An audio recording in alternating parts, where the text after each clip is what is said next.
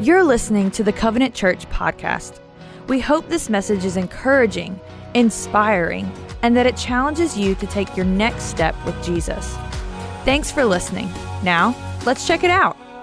Listen, this is our sermon series called Target Audience, and over the last few weeks, we've been exploring some of the amazing things that Paul, this apostle, wrote to his brothers and sisters in the ancient city of Corinth. And, not surprisingly, a lot of those things have direct applications to us today. And so, we're going to look in this last installment at what I think is the thing that Paul wanted to say. The most important thing that Paul could share with his friends in Corinth. He's going to talk about his ministry strategy. And we could call this his priority list. Because really what he does is he's trying to figure out, he said, if I could figure out one thing that was the most important thing that I could do, and then I would do that thing most. I would do that thing more than anything else. If I could figure out that one thing, that's what I would do.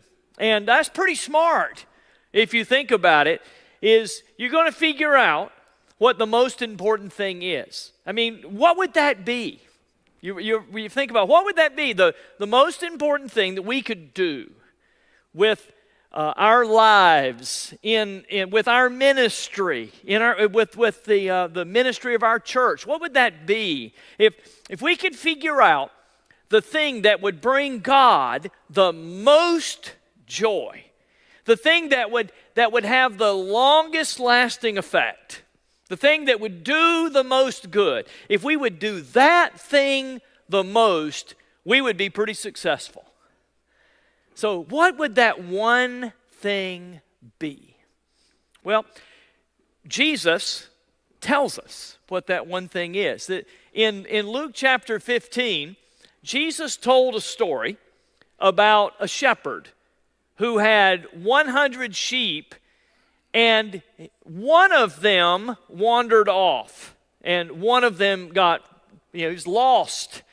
And the shepherd leaves the 99 on a hillside, and then he goes searching for that one. And he looks everywhere, high and low, until he finds that one sheep. And then he brings it back. And Jesus ends that story with this statement. He says, I tell you that there will be more rejoicing in heaven over one sinner who repents than over 99 righteous persons who do not need to repent. Now, did you hear that? He says, there'll be the most joy, there'll be more joy in heaven, meaning I take that to mean that God will get the most pleasure when a wayward soul is rescued. When a sinner repents of their sin and gets unstuck. When someone who is far from God is brought near to God and has a relationship with Him through Jesus Christ. And that means there'll be more joy in God's heart than all the faithfulness of the 99 who don't need to be found any longer because they're already found. They haven't wandered off.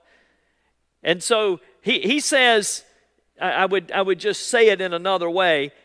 He says, literally, there's nothing you can do for the 99 you've got that will be more important for the one who is not yet found. To maybe say it another way, in church terms, he says, the most important thing we can do is to look for that one And it's more important, it doesn't mean the other things are not important, but it's more important than worship. It's more important than Bible study, than prayer, than helping the needy, than discipleship. It is more important to find someone who is far from God and help them find their way back to God than anything else we can do. Now, more than anybody else who's ever lived, I believe that Paul got this. This man, Paul, who was a missionary, church planter, traveled all of the known world telling people about Jesus. I believe he got this statement of Jesus, that there'll be more joy in heaven over that one. And so he made that his priority. That was his number one priority of his life and his ministry, to proclaim the message of salvation in Jesus Christ to as many people as possible. And wherever he went, and he traveled city to city, wherever he went, that message never changed. And it's a great message, isn't it? You all know it. For God so loved the world that he gave his one and only Son, that whosoever believes in him should not perish, but have eternal life. And everywhere he went, he shared that message. Jesus Christ came and he offered his sinless, perfect life to a bunch of people whose lives were far from perfect and were in no way sinless, so those people could be reconciled with God. So those people could have their sins forgiven and wiped away, so those people can have a relationship with the living God. And you know what? Deep down, that's what every single person in this world is looking for. Everybody, deep in their heart, wants to be made right with God. They don't want to be on the wrong side of God. They don't want to be stuck. They want to live a life that is free of guilt and shame. They want to live a life where they can know God in a personal way. And everywhere Paul went, he met people like that who were desperately searching for meaning. They were looking for purpose, and they were trying to be right with God, and they just did not know how. And Paul says, I have the message of hope for every single person. And you know what? It's the same message today, and it's relevant in all times, all places, for all people. But then Paul says this.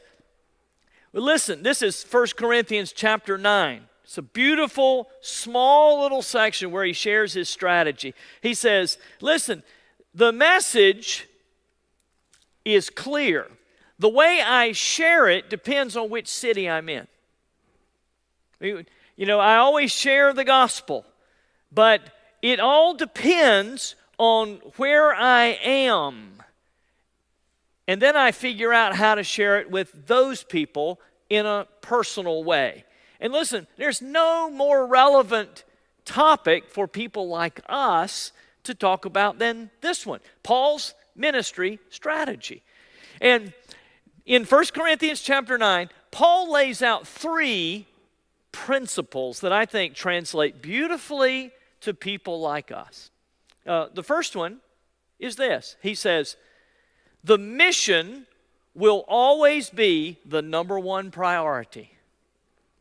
He says in verse 19, though I am free and belong to no man, I make myself a slave to everyone to win as many as possible. In other words, he says, I've resigned myself to valuing nothing over my mission, which is to share this message of the love of God, the grace of God through Jesus Christ with people. He says, sharing this good news is more important than anything else I do, and it is my priority. It is more important than my comfort. It is more important than what I want. It is more important than anything else I do. It is my priority to the detriment of everything else. It comes first above everything. Now, I'll just tell you that I heard this statement, this principle spoken out a few years ago, and it's the best I've ever heard. And it was spoken by someone in this church. An older gentleman came up to me after one of the services. I don't remember which one, but I remember what he said.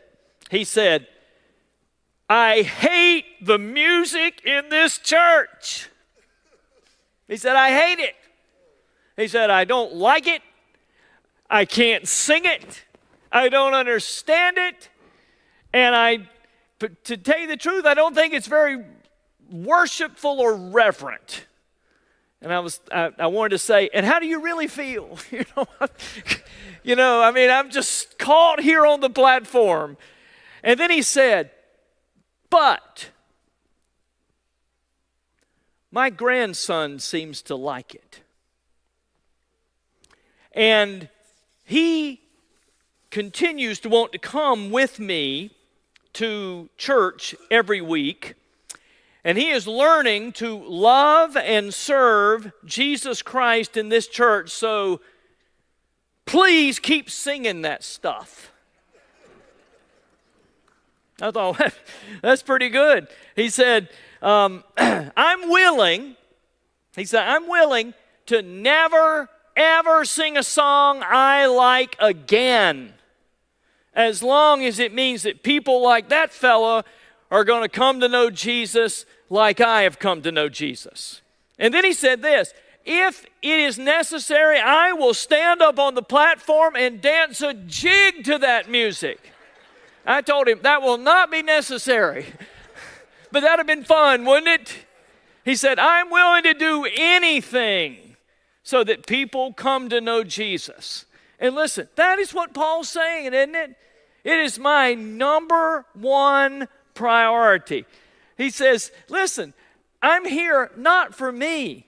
I am here for this mission. I was put on earth to share this message. That message has changed me, and I want to share it with as many people as I can. I want people to know Jesus. And so he says, I have made myself a slave to that priority. Then he goes on, and he shares a second principle. He says, the message will never change, but the method will always be adapting to who I'm sharing it with. He says, the message is going to always be the same, but the way I share it will always be different because people are different. Not everybody speaks the same language, thinks the same way, believes exactly the same kind of thing, likes the same kinds of things. He says it's always changing, and that's okay. And this is how he shares it. He says, to the Jews, I became like a Jew to win the Jews. To those under the law, I became like one under the law, though I myself am not under the law, as to win those under the law.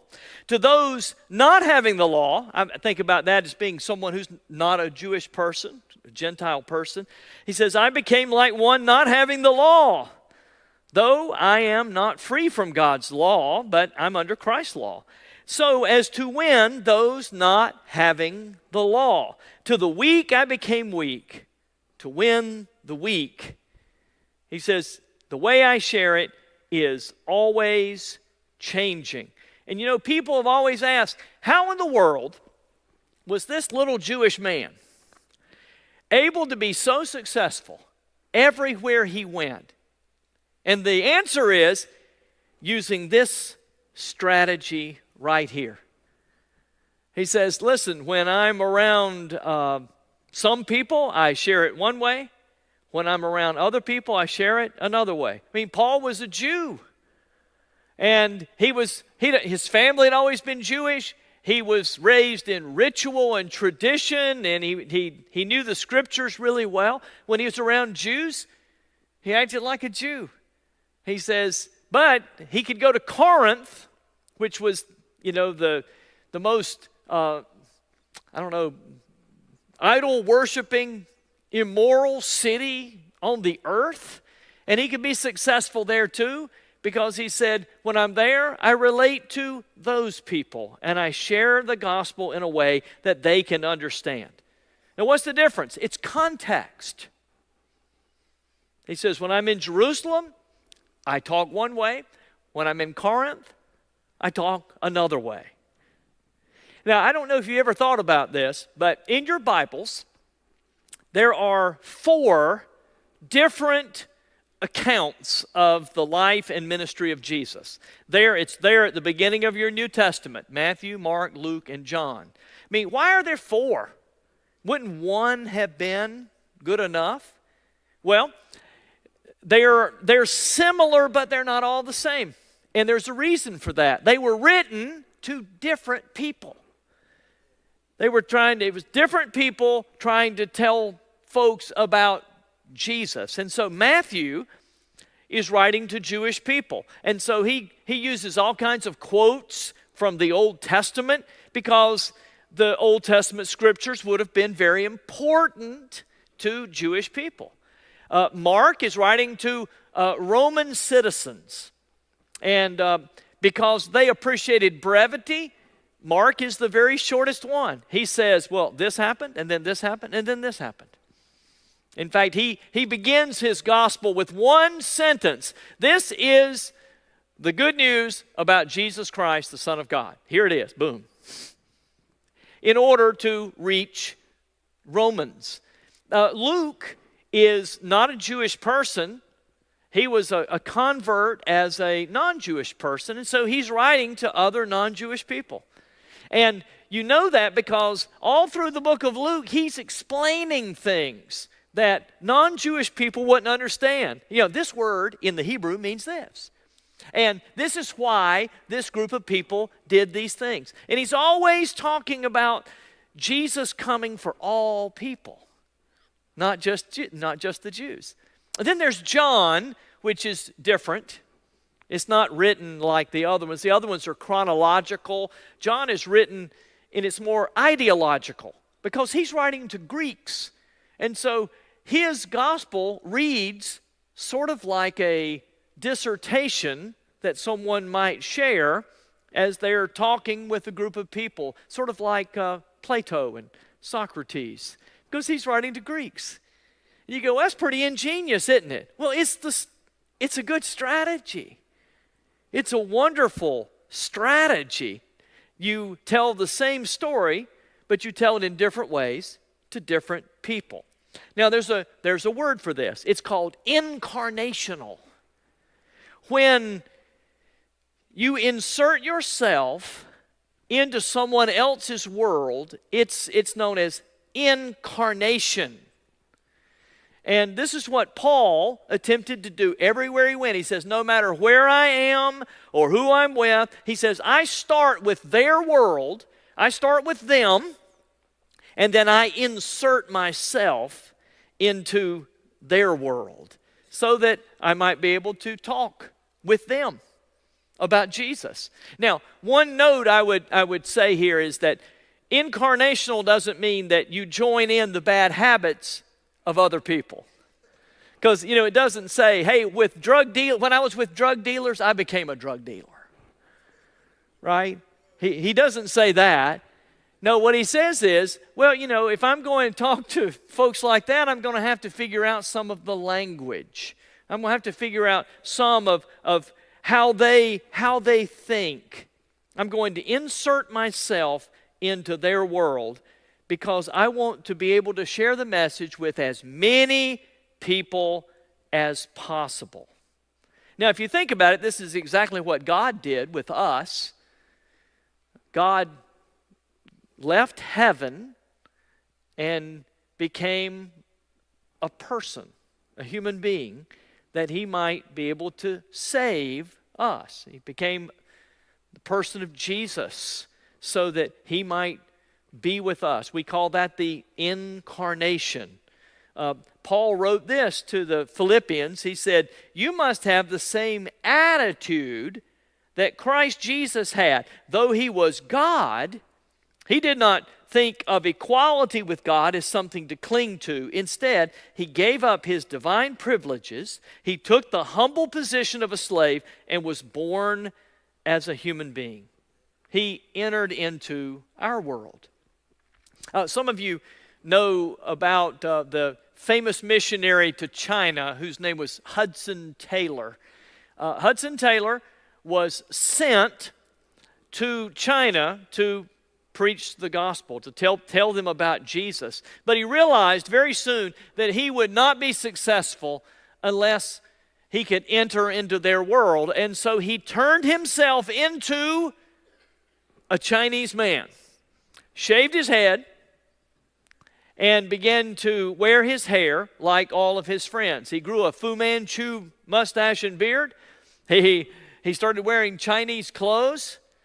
And then he started talking about how much he loved Chinese people, how he was excited to live in China. He says, "I love your culture. I love your food. I love you so much that I've come here to become like you. And the reason I came is because I've discovered something that is the greatest message in the world, and I want to be able to share it with you." And guess what? It was highly successful. And so this is the second part of the strategy. The message stays the same. The way you share it changes. And so Paul then shares one other great principle. He says, the mantra for me, for Christian people, will always be whatever it takes. Whatever it takes for me to share this message with others is what I'm willing to do. Look what he says. "I have become all things to all men so that by all means possible I might save some. I do all this for the sake of the gospel, that I may share in its blessings." He says, because my mission is always my number one priority, and because I know that sharing that message and bringing people back to God is going to bring the most joy to Him and probably the most joy to me, that I am willing to do anything short of sin to bring people into a relationship with God and tell them about Jesus. Paul says, listen, I've employed this strategy everywhere I go.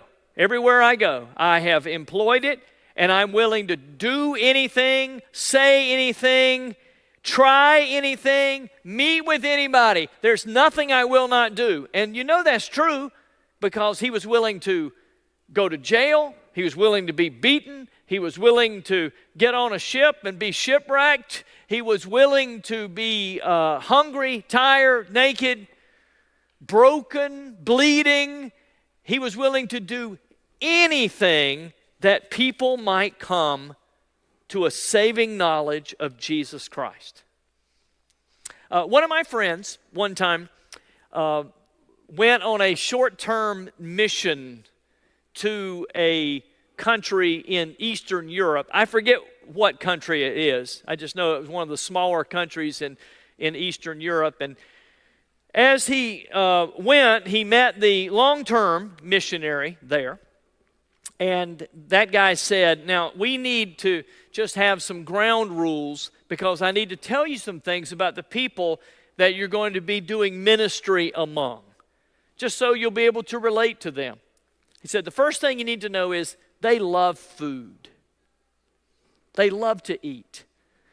And second only to loving food is that they love to invite people over to their homes to eat food with them. And so you will be invited to someone's house. When they invite you, say yes. Always say yes. He said, when you get there, they will want you to sit at the head of the table. That will be so foreign to you, and you will say, oh no, I'll sit somewhere else. He said, that would be dishonoring. Sit at the head of the table as their honored guest. He said, and if it's your first time at their house, they will bring you their highest honor. They will bring you a delicacy, and they will set it before you, and you will not know what it is. I'm going to tell you what it is. He said, I can't pronounce it, but it's basically the jellied goo off of the ham that we all throw away. He said, it will look like the grossest open-faced sandwich you have ever seen. They're going to slather that stuff on a piece of bread, and they're going to put it on a plate in front of you, and they're all going to smile, and they're going to watch you. And it will be the grossest thing you've ever seen. And my friend said, well, what do I do? He said, you look at them and you say, thank you so much. And you pick it up with both hands and you take the biggest honking bite of that you can, and then you smile and say, bon appetit. He said, and if you'll do that, they will be your friends forever. That's doing whatever, isn't it? That's whatever it takes. Whatever it takes. That's the strategy. I mean, that's a simple strategy. This is Paul's strategy everywhere he went. And so I just wonder if I might just give a few practical steps for people like us. How do we apply that as people who have received the message of Jesus, who know about Jesus? How do we receive this word as God's people today? Well, how about a few statements? Wouldn't it make sense, first, that we should spend the most time on the most important thing? I mean, if we could figure out what would bring God the most joy, what would do the most good, what would have the most long-lasting effect, wouldn't it make sense that individually and corporately we would spend the most of our time doing the most important thing? That's what we should do. Second, all of our decisions should be based on our priorities. If you figure out what is the most important thing, then all of the things, every decision of your life, every decision together, of our life together, ought to flow from our priorities. That as a church, that would be if the most important thing is this message and sharing it with as many people as possible, then that means that all of our decisions about what we do next, what we do as a church, our strategy, our budget, I mean, the majority of all those things ought to flow from our priorities. And it ought to be the same way in our lives. What do you spend the most time doing? You ought to spend the most time doing the most important thing. Third, if reaching people is our priority, then we must learn what I'm calling the art of accommodation. The art of accommodation. To be able to share this wonderful message with as many people as possible. Now listen, I know that most of you were not around in 1992 when this church began. And it began as a church plant. Just a few people. Believe it or not, people from other Methodist churches in Pitt County got together with a very small church planting team, and they made telephone calls Monday through Friday for several weeks, and they called 30,000 homes and invited them to a brand new church and welcomed them to come to the very first service. Now, if we tried that today, that would not work. No one would pick up the phone, right? I mean, my iPhone would say, scam likely, right? I don't know who that is, and you would too. You say, I don't know that number, I don't recognize, I'm not picking up the phone. It would be a disaster, but it worked then because people actually came. In fact, it was the most successful, one of the most successful church plants in the history of church plants. I mean, that many people came. No one was calling people on the phone and doing that, but they did, and people came. What I wanted to do today to close the service is I actually wanted to show you a picture of the first service because it was amazing. Someone actually recorded the entirety of the service, and we have a copy of it. But we couldn't figure out how to show it to you because we couldn't find a VCR. I know some of you are going, I don't even know what a VCR is. I said, if you don't know what a VCR is, meet me down front at the end, and I'll explain it to you. But we've got a videotape. Someone stood in the back of this service with a handheld camera and recorded the entire service. Now, that was cutting edge technology back then.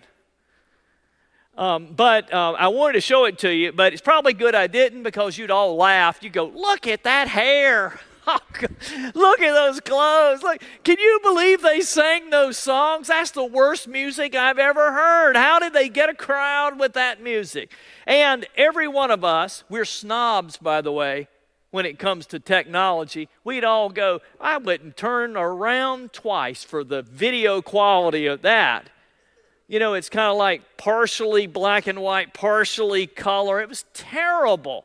I mean, we'd all go, I wouldn't watch that again. It's terrible. It has little numbers down in the corner, you know. Which is why things have to change. You know, that wouldn't work today. So what do we do? What's our strategy now? Well, we've got different strategies. You know, and by the way, our strategies in 10 years will look different than the strategies that we're using now. I don't know how we're going to reach people in our vicinity and how we're going to reach people on the internet and how we're going to do things when it's both in person and online. I don't know. And to tell you the truth, because I don't know, I don't like it. And some of you probably say, well, I hate it. I hate it. I wish we could go back to 1992. That was my time, right? Or you might say, well, I like it right now. Well, I do too. But the priority is not, let's see if we can always tell the story the same. The priority is, what can I do to continue to tell this wonderful message to as many people and to reach as many as possible? And so that's what we're going to do. And so the art of accommodation is 3 words. It's start with them. That's how you talk to your friends. It's how you talk to your neighbors. It's how you talk to people you work with. You start with them. You talk about things they're interested in. You insert yourself into their world, and then you're able to talk about something that's very important to you, which is a priority in your life. You know, one last story. One of my friends spent a long time, he and I about the same age, but I remember that he was appointed to a church, And he didn't like that church. And so he asked the district superintendent if he could move. He said, look, I am a city guy, and you sent me to this country church. He said, look, the only thing those people like to talk about is cows. And this man, superintendent, said, well, let me just say, I'm not moving you. So you need probably to read up on cows and to become an expert on cows so that you can tell those people who love cows about Jesus. For service times, to learn more about us, or to stay connected, check out covenant.cc or follow us on Facebook or Instagram. We hope to see you soon.